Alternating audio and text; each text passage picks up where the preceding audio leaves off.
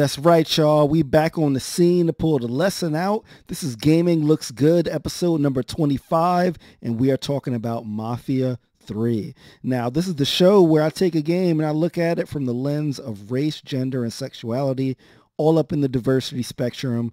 My name is Sharif Jackson, broadcasting to y'all live out of Milwaukee. If you have not checked out the last episode, number 24, on Deus Ex Mankind Divided, definitely make sure to check that out. But we're going to dig into 2K's Mafia 3 here. And as with all my videos, there will be spoilers. So if you want to be completely not spoiled, do not watch this. But if you don't mind digging into the game from a diversity perspective, then come on in. So let's start with the image I have on the screen right now.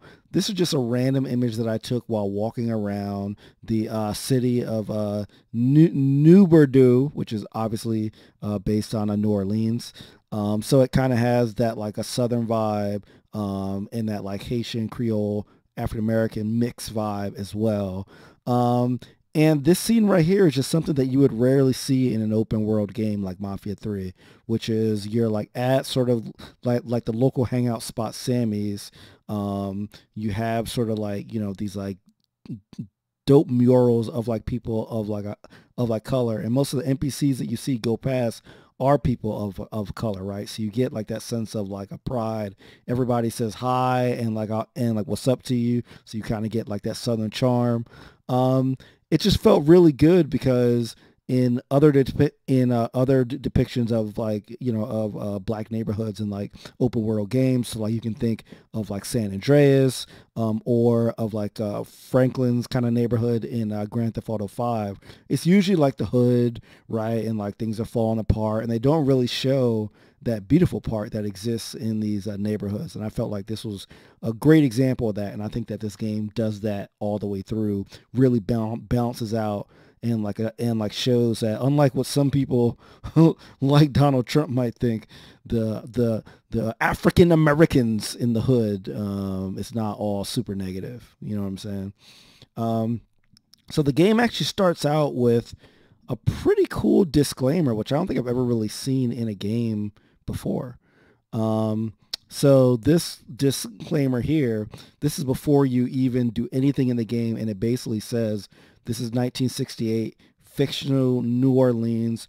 We're gonna have some like racist stuff in it. They kind of give like a boilerplate thing saying we don't agree with it, of course, right? But the important thing I thought in this disclaimer is at the bottom they actually say this is still going on. So they say this is not just relegated to the past. So like we want to make sure that we're honoring, what people in this era went through, because it's a direct reflection of what people are going through now. So they're really doing that job of like connecting this like explicit 60s racism to things that like we're seeing now with like Black Lives Matter and with, black men and like a women getting murdered, by cops almost daily at this point. So I really like that they put that that in the intro. It really showed me where their head was at. At the same time, I was a little scared because I was like, all right, when I think of the 2K and like Hangar 13, the developers, I don't really think of, race, or like progressive stories about race. So this gave me a little bit of that confidence, but I was still a little worried. As you saw in the last video on Deus Ex, I feel like they kind of talked the talk, but didn't actually execute on it. So let's see if 2K actually executes on it. So the story's told in a documentary format, and you see like a black religious character named Father James that does a lot of the recapping. So let's check out this like a recapping that like he does right at the beginning here. Lankin's mother abandoned him in 1947, a couple of years after he was born. His mother, I heard she was Dominican. I always figured his father was white, maybe even Italian. Not that it mattered. Back then, if you look black, you black. Same as today, I suppose. After the city closed the orphanage, He fell in with Sammy Robinson. Sammy ran the black mob over in Delray Hollow. I can't say I approve, but often colored boys didn't have a lot of options back then. So, Father James, again, this sets off the game right at the beginning that lets you know that they are delving into stuff, because he's saying like, yo, he like might have been mixed, but this country saw him as black, so treated him as such, which, means that a lot of negative attention.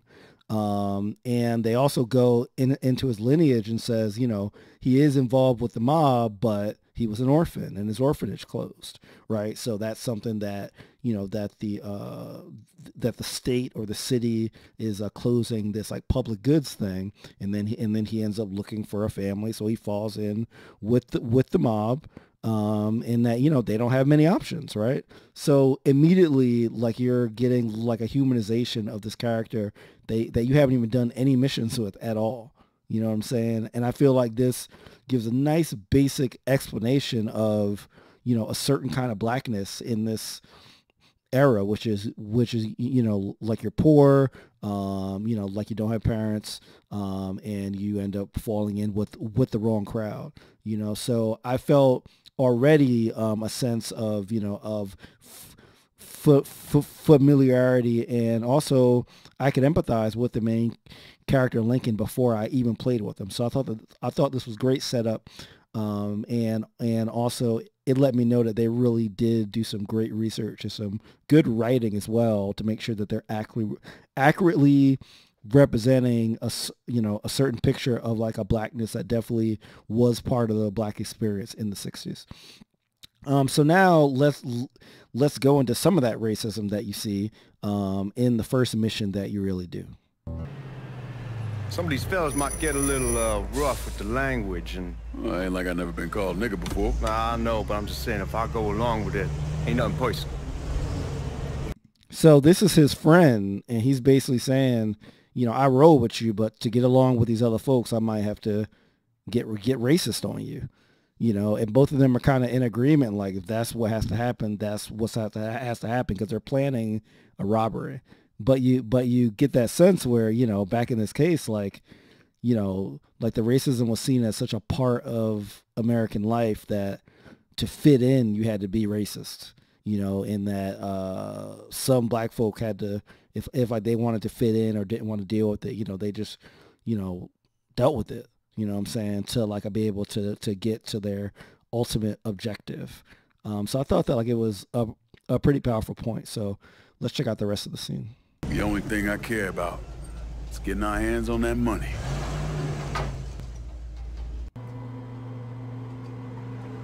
What the fuck's this shitheel doing here? Affirmative action. You know how it is. Old country is spinning around a goddamn toilet. Sad day when a God-fearing white man can't get a job, but ain't old nigga who staggers in his hide on the spot. So you already hear that his boy like just like refer to him as an affirmative action candidate, and the other thing is that you notice that like your character Lincoln is like going down with these bags of money down to the basement of the Federal Reserve, but he's the only one carrying stuff. You know what I'm saying? There's like the cop in like in front of him, and there's your friend Georgie in the back. None of them are carrying anything. So they did this really dope, like, implicit thing where, like, they didn't explicitly say, like, carry these bags, nigga. But by showing him as the only one carrying stuff, it really shows, how we were mules, you know what I'm saying? Like, we were expected to do all the physical labor. So I thought that, like, they mixed that sort of unsaid thing along with the explicit things that the cop is, like, clearly saying. So let's... now jump to actually Sammy, who is the head of the black mob that Lincoln joined, show how he really does serve as a family figure. My father used to say that the real worth of a man came from the mark he left on the word. When Lincoln first told me he was joining the military, I was against it. Too dangerous, I say. Let those people fight their own war, I say. But then I realized, Lincoln needed to go out and make his mark. And that's precisely what he did. I'm so proud of you. So that's a really cool scene because even though Sammy's a gangster, you know what I'm saying? He's like running the black mob here.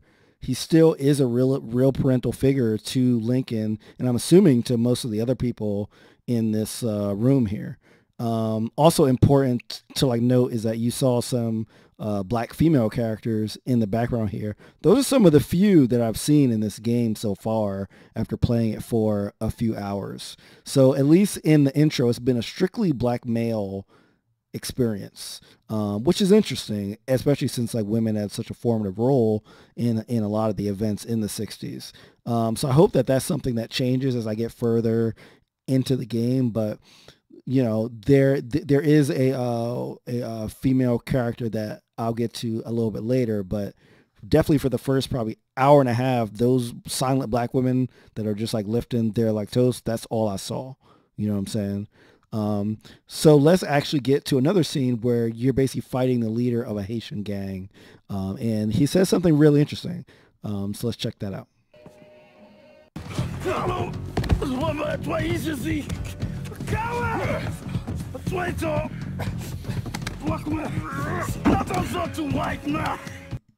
So it's a little hard to understand him because obviously you're doing a fist fight with him, but he basically calls Sammy a traitor, and part of his rationale is he says black men should never have to report to white men, right? So the Haitian gang was sort of a rival of Sammy, who was, you know, in this Italian-run mob, but he's running like the black part of it, you know what I'm saying? So what the leader of the Haitians, Baca, is saying is Sammy is a sellout because he's not working for himself. He still has to give all his money and report all his stuff to the Italian mob, right?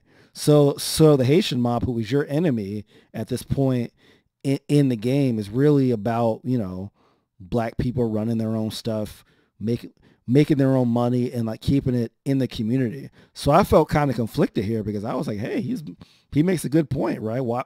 How come Sammy or some other folks can't run their own business? You know, now like you'll see, you know, you'll get the sense that Sammy is trying to get out from under the heel of the mob, but it looks like that like the Haitians are already are either free from it or they never got involved with it to begin with, right? Now let's go into another scene with the Haitian gang. This is involving, you know, basically the first female character with a speaking role that I came across. And this was, you know, about maybe 2 hours into the game. So let's check that out. You can't take control! You fucking pig! Damn you to hell! Take it easy! Take it easy! Take it easy! He kept me in there, locked in there, day and night. Beat me, use me. I guess you, motherfucker! You and your entire goddamn family! He's dead! He's dead! He can't hurt you anymore. It's over. Over? Over! This is never going to be over. Pajam!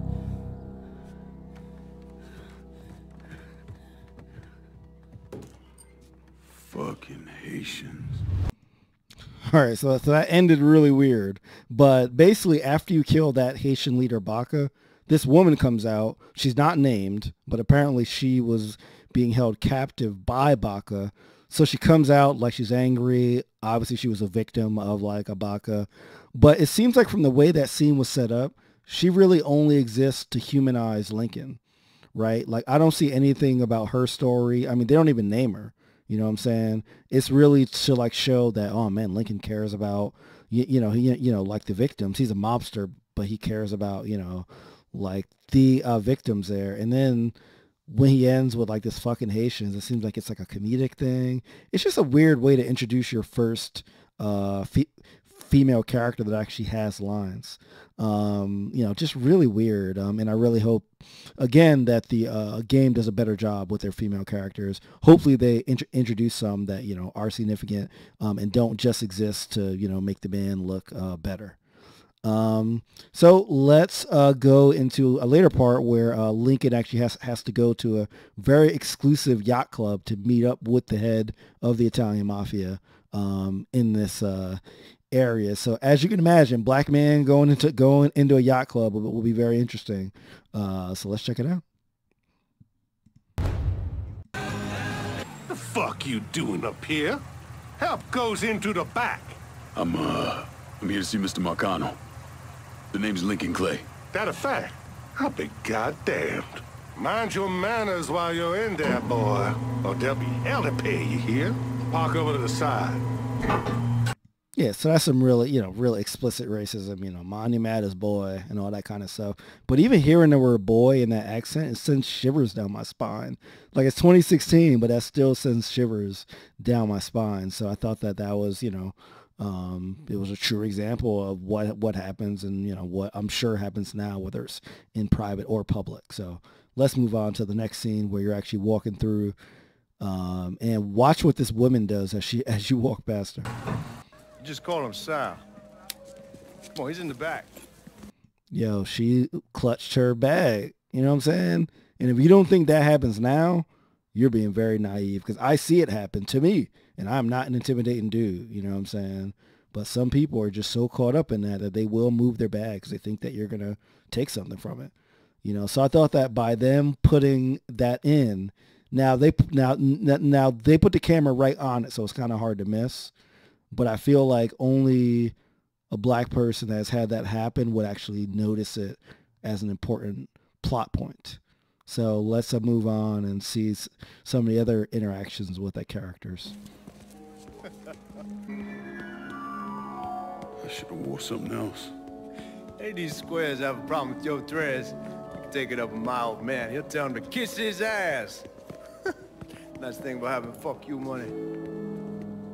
Yeah, so as you can see, everybody, clearly this woman in the yellow dress is giving them a stare down, like, what the fuck is this dude doing here? You can see like this woman in the back with the purple shirt turned her head as well, and you just saw like these glances, and a lot of times this is how it is, right? If you go into these events, people won't outright be saying racist things to you, but just the body language and the stares and stuff are enough to make you feel uncomfortable.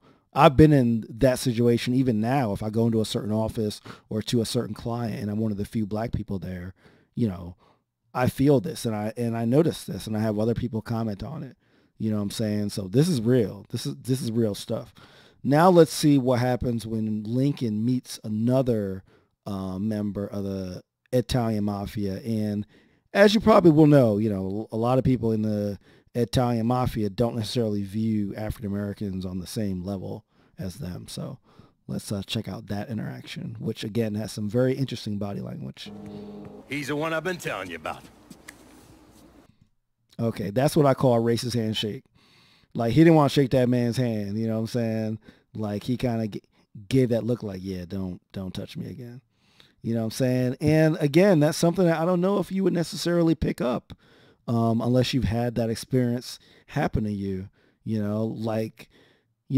like this mafia dude is too classy to like say like, don't touch my hand, nigga. You know what I'm saying? But he is going to give him that look. You know what I'm saying? So you can see the discomfort in his face and his body language. So let's check out the rest of this interaction. Now, not that anything's gonna go wrong, but just in case, goddamn, don't you want a man like that on your side? That's what I call the racist grimace. Let's move on. Well, if you're vouching for him, Sal, that's good enough for me. Look, I got a couple things to take care of. Thanks for the drink.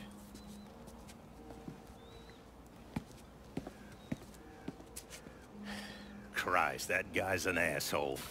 Fucking carpetbagger.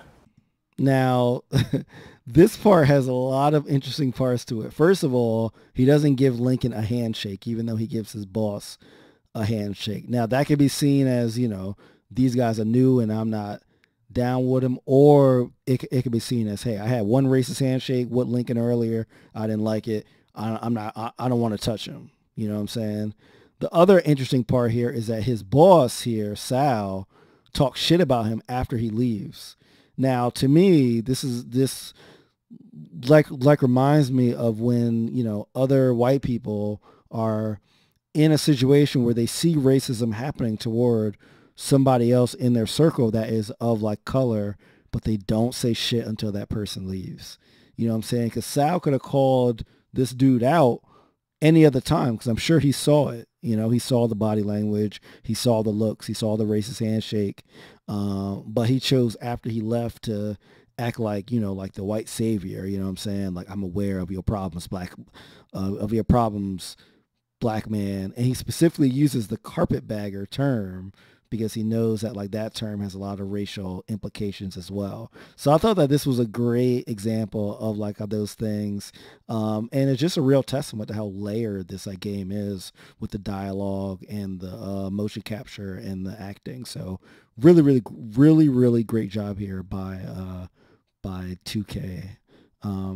So now let's take a quick look at one thing that's going on here, which is Vietnam, and Lincoln is a war vet.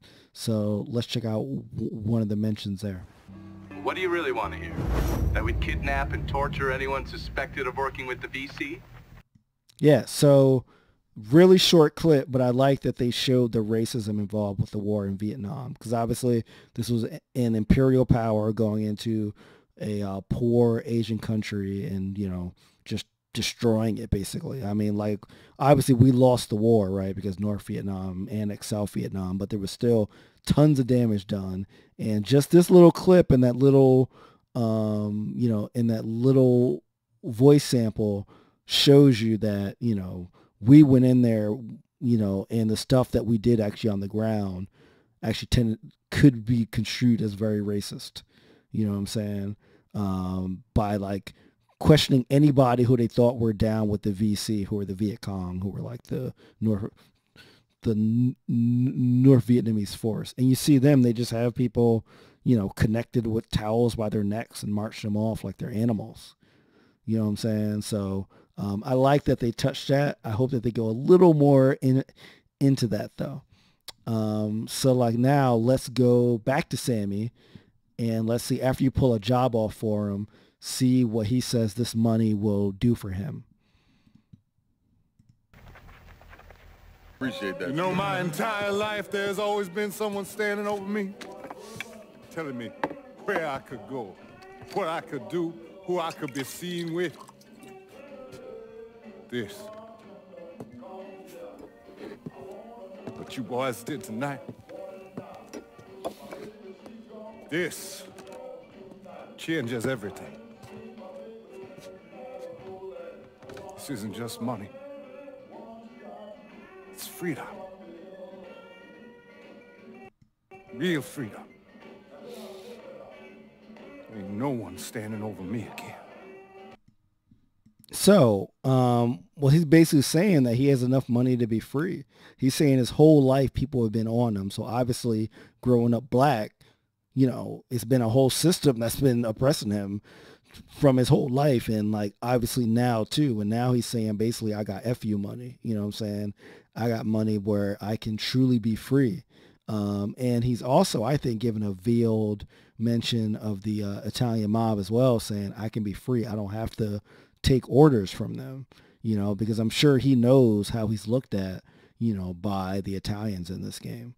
You know, so I felt that like that was a really dope scene. I felt like he's a gangster, right? But he really is that like family member, and like he has his own issues and his own struggles with like being accepted and feeling free and like feeling like he's in control of his own destiny.